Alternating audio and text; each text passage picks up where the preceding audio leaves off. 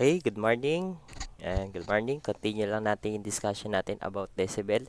Last time, sa first part natin, ito yung diniscuss natin. Kuha natin yung input power in terms of decibel with respect to 1 milli. Same din sa output power with respect to 1 milli.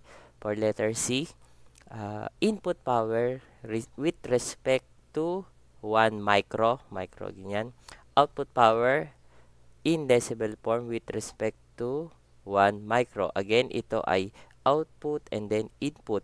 Magkaiba ito, iba ito kaysa doon sa decibel ratio. Pag output sa power sa quantity, while pag decibel lang o dB, ito ay ratio. Therefore, letter E, gain of amplifier. Yung gain of amplifier, simply ang pagsasolve lang natin yung basic formula natin, which is yung power in decibel ratio is equal to 10 log P out over P in.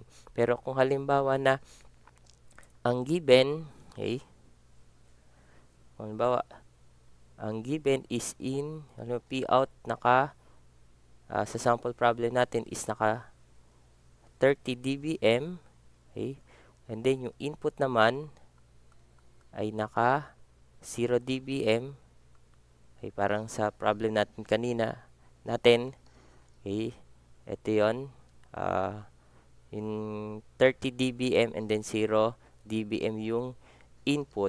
Okay, from here, pwede natin na i-apply dito. Million. Okay. From the formula natin na power ratio in decibel is equal to 10 log P out over P in.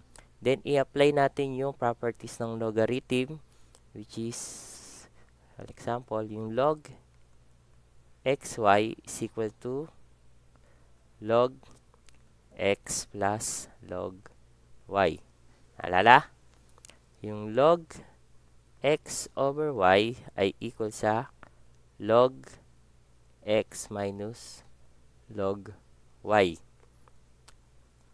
Log x squared, okay, is equal to, parang ito lang din yan, pero x squared, log x plus log x.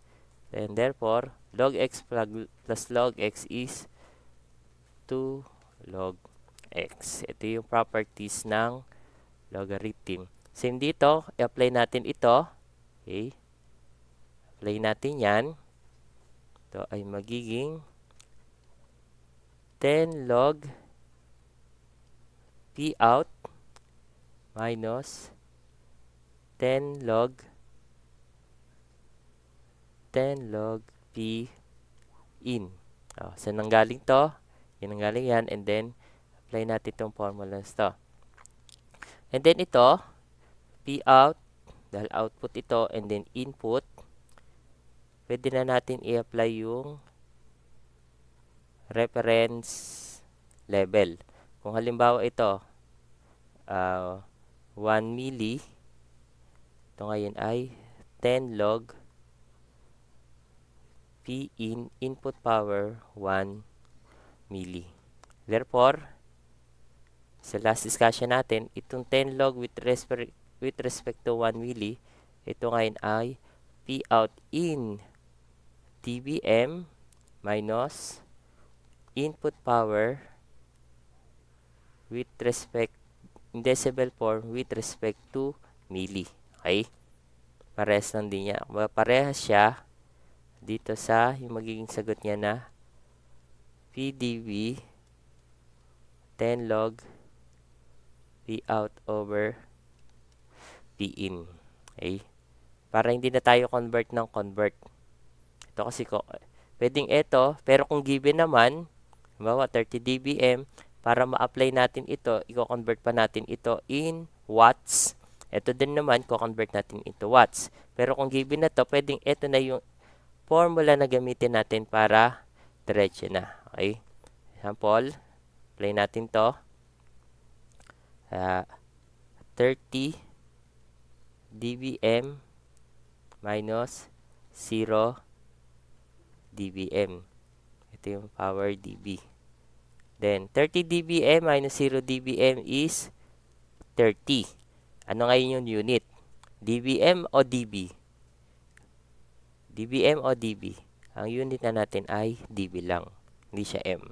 Okay, yung pagkakaiba doon sa algebra o yung familiar na tayo na kung saan, kung ano yung unit sa given, yun din yung unit sa answer. Okay? Kaya lang dito ang pagkakaiba dahil itong dB na to, power ratio, naka-ratio. Therefore, kung ratio ito, ang unit natin ay ratio in decimal form lang, which is dB. Pero, sir, di ba ang given natin ay naka-dBm? Dapat ito ay dBm. Okay.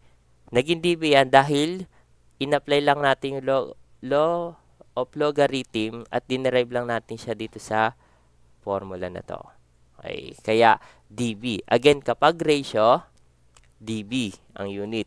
Kapag quantity siya na either na input o output o basta quantity siya, naka dB with reference. Same din naman kung halimbawa na PdB, okay, tapos 30 dB micro minus 0 dB micro, ang sagot pa rin dyan ay 30 dB. Okay. Be careful. Kung ito ay naka-micro, micro din dapat yung isa. Kung naka-milli, milli rin yung isa. Okay? Be careful dito sa part na to dahil dyan maraming nagkakamali. Pwede naman na i-apply nyo lang uli ito, convert nyo lang uli ito into watts. Kaya lang, mahaba yung proseso. Ito, shortcut na. Okay? Kaya kung halimbawa ito, apply rin natin yan. O, tayo. Diba? Ito, naka 60 dB micro yung output. Tapos yung input natin ay 30 dB micro. Kaya 60 dB micro minus 30 dB micro, ang sagot pa rin natin ay 30 dB. Same lang din yung sagot. Again, dapat parehas siya ng reference level. Kung magkaiba ng reference level, i-convert lang natin. Meron naman tayong technique. Ulitin ko yung technique natin na from milli to micro to nano plus 30.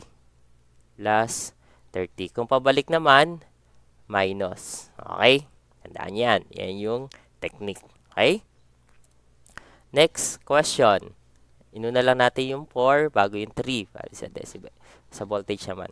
Determine the output voltage in dBmV of a network if it has an input voltage of 1 volt with 20 dB attenuation. Okay, note na. Ang hinahanap natin ay voltage. Okay.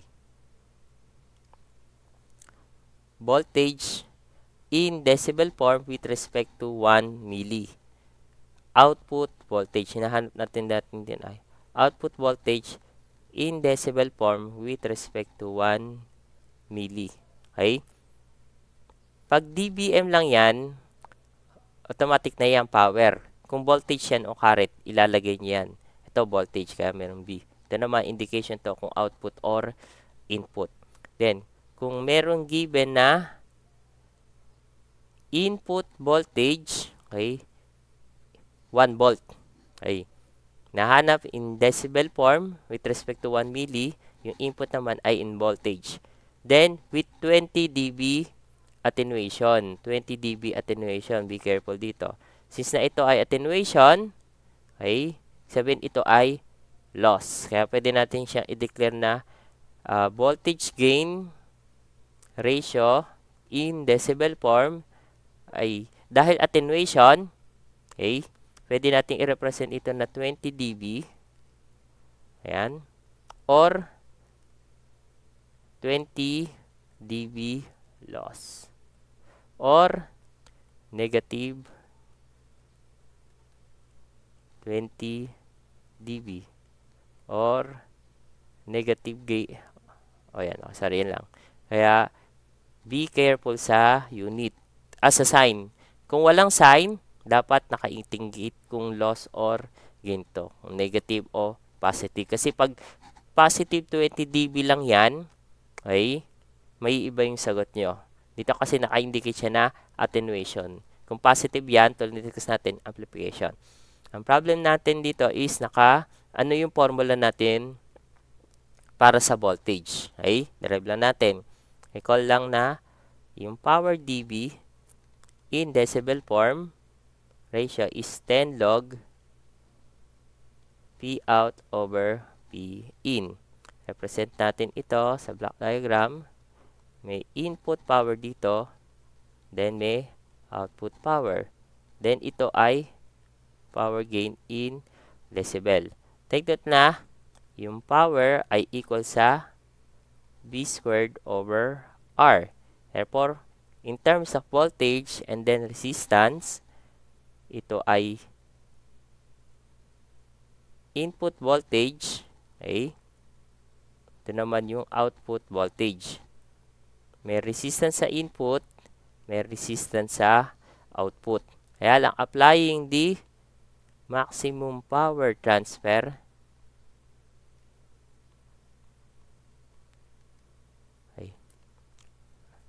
applying maximum power transfer. Okay, sa ideal case, sa maximum power transfer, yung input resistance ay equal sa output resistance. Tandaan yan. Pag maximum power transfer, yung resistance sa input ay pareha sa output. Malayo yung condition yan. Then, apply natin yan, input-output. Therefore, ito ay parehas lang. Yung resistance sa input, resistance sa output. Then, apply natin ito. V squared dito. Giging power dB. Okay. 10 log. Ano yung P out? Yung P out natin is P out squared over R. Since sa parehas naman to, yung input saka output, i-R na natin yan. Then, all over B input square over R. Parehas. Therefore, cancel. Then, ito ay magiging 10 log B out square over B in squared. Then, magiging 10 log B out over B in squared. Then, applying yung law of logarithm o properties of logarithm na diniscuss natin kanina, times 2 lang to. Kung ano man yung exponent dito, ito ay magiging 20 log B out over B in. Okay? Write ko lang. Kaya magiging voltage gain in decibel form is 20 log B out over B input. Okay? Kaya ito ngayon yung another formula natin. Pangalawang formula natin. Ito yung una. Then, ito yung pangalawa. Plus yung input and then output within reference level. Okay? Another formula. Then, apply na natin ito. Solve natin. 1 volt input and then 20 dB attenuation. Okay? Voltage output. Voltage in decibel form. Okay? Is equal to 20 log B out over B in. Negative 20. Huwag kalilimutan. Huwag kalilimutan. Ano yung hinahanap natin? Yung B out natin ay ang hinahanap natin. B out. And then yung input ay 1 volt. Okay? Then apply natin. Kasama itong negative 20. Then, ayan. Shift solve o kung ano man, yung B out natin in terms of voltage ay 0.1 volts. Kitang-kita naman dahil ito ay attenuation, yung input natin ay 1 volt. Therefore, yung output natin ay mas maliit sa 1 volt dahil attenuation, nag-loss. Pero ang nakuha lang natin ay in terms of voltage. Ang problem natin is output voltage in decibel form with respect to 1 milli. Kaya, same lang din sa power, kaya lang ito naka 20, sa power 20 log, ito naman ay V out with respect to milli. Kung ano man yung reference level natin dito, kaya 1 milli. Okay? 20 log 0.1 volts over 1 millivolts. Therefore, ang sagot natin ay, pindot sa calcu 40 dBmV. Okay. Ito naman kasi kahit ano gamitin yung representation, pero para mas madali, ganyan yan. Voltage output in decibel form with respect to 1 milli. Yung iba kasi nakalagay dito. Ayan. Tapos, may yung numerical value, pero walang unit. Wala to, hindi nakalagay. Mali yun. Kaya dapat laging ilalagay yung unit. Kasi ito, kahit ano, pwedeng i-reference mo dyan eh. Okay? Ganun lang demands. Then, same din naman kung B input in with respect to 1 millivolts, kung kukunin mo yan, 20 log B input in voltage over 1 milli. At kung micro, micro. Nano, nano. Okay?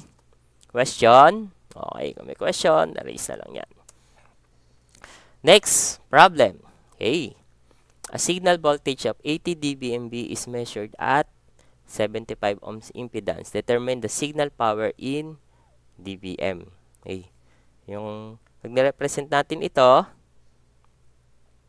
okay, box, may input, power input, then power output. Sabi lang, signal voltage is measured at 75 ohms impedance. Determine signal power in dBm. Wala namang sinabi kung ito ay input or output. Pero ang malinaw dito is, ang hinahanap natin, yun daw, power in dBm. Power in dBm. Given natin, signal voltage. Therefore, ito ay voltage in decibel form with respect to 1 milli. 80 dBmV. Tapos, resistance natin o impedance, Z for impedance, R for resistance.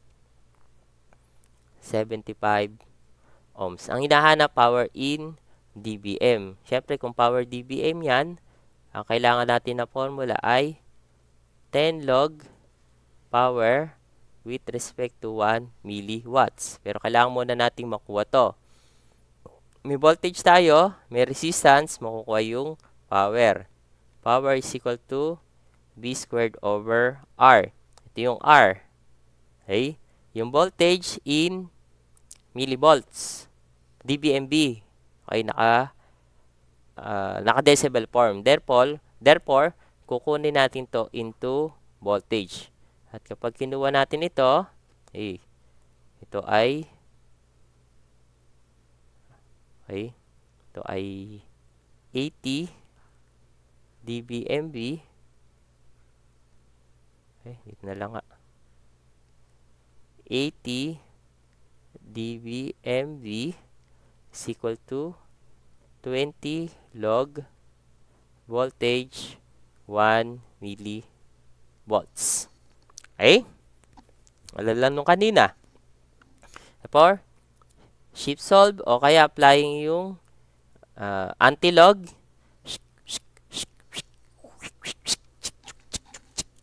Sagot natin.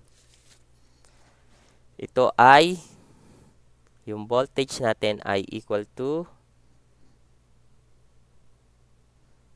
10 volts. Okay. Solve na lang. 10 volts. Papindot sa calcu. Calcu. Nga natin. 80 divided by 20. Then, antilog. Answer. 10,000 times 0.001. Kaya, 10 volts. Okay? Be careful sa unit. Okay. 10 volts. Then, natin yung power. Ito, formula na yan. Kaya, 10 squared over 75 ohms. Then, therefore, ito ay ilan? 1.33 watts. Then, nakuha na natin yung power. Apply na natin ito. Power in decibel form with respect to 1 milli is equal to 10 log. Power natin is 1.33 watt over 1 milliwatt. Sagot natin ay 31.34 dBm. Power in decibel form. Okay. Again, iba yung decibel ratio sa decibel signal. Tandaang mabuti dahil dyan maraming namamali lalo na sa unit. Okay. Ito yung traditional o yung process na medyo actually mahaba siya. Okay, kasi convert ka pa. Pero meron isang technique, okay, isang formula, derive natin, makita natin para sa susunod magamit nyo, direct substitution na lang. Okay, medyo magdadagdag lang kayo sa memory nyo para kabisaduhin. Power in dBm is equal to, diba, 10 log power over 1 milli. Okay, 1 milli na lang natin yan. Okay? Yung power ay equal sa P squared over R. Therefore, pag sinubstitute ito, power in dBm ay equal to 10 log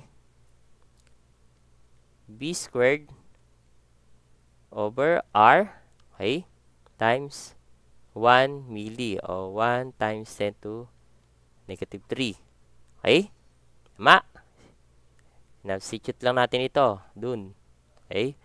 Then, applying the law of properties of logarithm, ito ay 10 log B squared. Okay? Dahil ito ay magiging 10 log R minus 10 log 1 times 10 to negative 3. Okay? Property logarithm. Pero ito, naka-dBm, yung given din natin dapat ay naka-reference. Okay? Naka-reference, hindi ito ratio. Okay? Naka-reference yan. O, pwedeng i-rewrite na natin to magiging 20 log. Tapos, ito naka-reference. Kung naka-reference ito ay dapat naka B over 1 milli. Okay? O,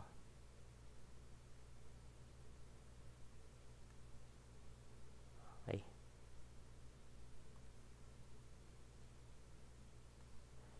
Iyan na natin to. 1 times 10 to negative 3. Saan ang galing to? Para maging dBmB na siya. Kasi sa given natin naka-dBmB. Okay? Then, 10 log R. Then, 10 log 1 times 10 to negative 3. Okay? Susundan? Kaya, ito kasi, voltage lang to. Pero ginamit natin convert natin with respect to reference level. O kahit anong reference level to. Pero dahil ito naka-milli, i-milli din natin ito. Kung micro, ima-micro natin ito. Okay? Dahil ito naka-micro din. Okay. Depende. Okay? Then, apply uli natin yung logarithm. Law of logarithm properties. 10 log 20 log, okay,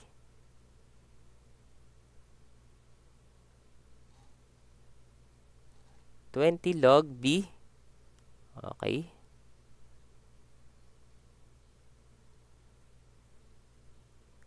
meron yata ako na miss dito. 20 log, okay,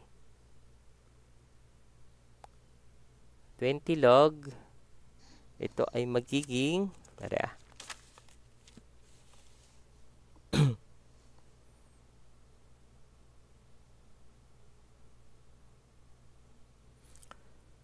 20 log B with respect to 1 milli. Okay, rewrite natin. 1 times 10 to negative 3 minus 10 log. Minus 10 log. Okay, 1 times 10 to negative 3. Okay? Therefore,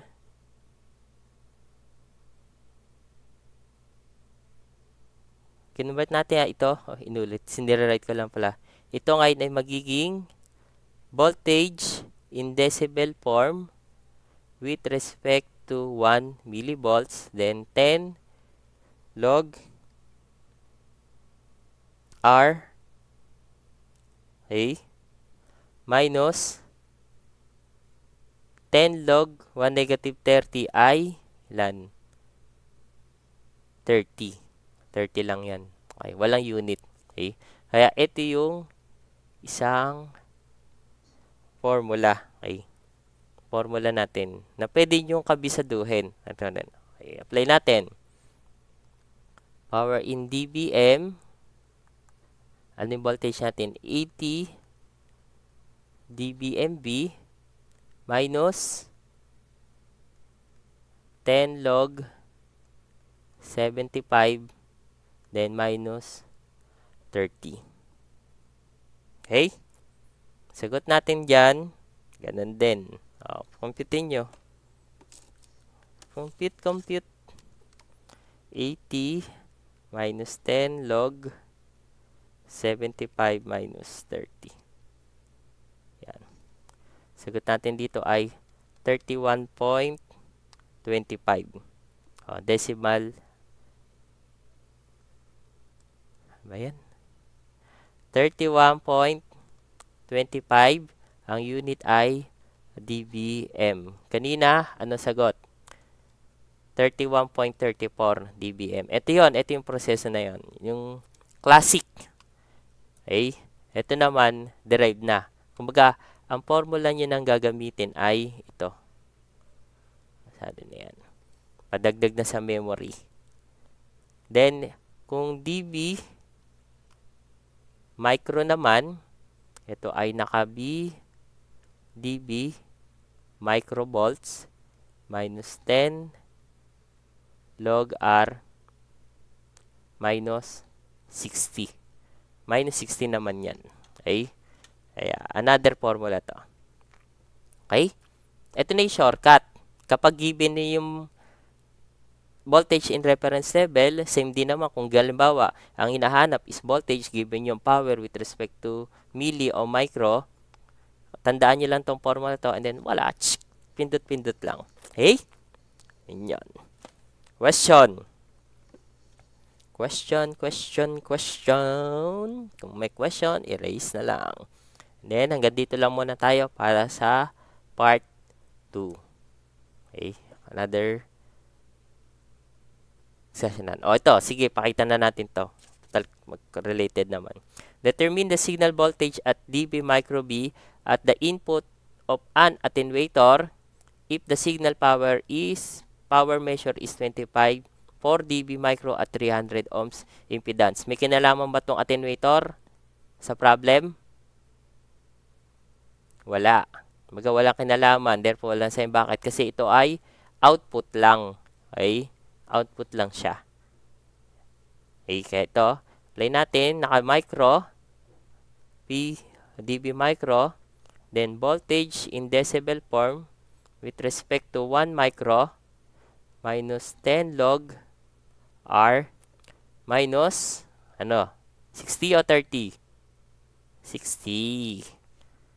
Then, 45 dB micro.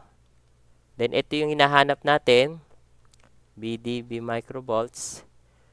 10 log 300 minus 60. Then,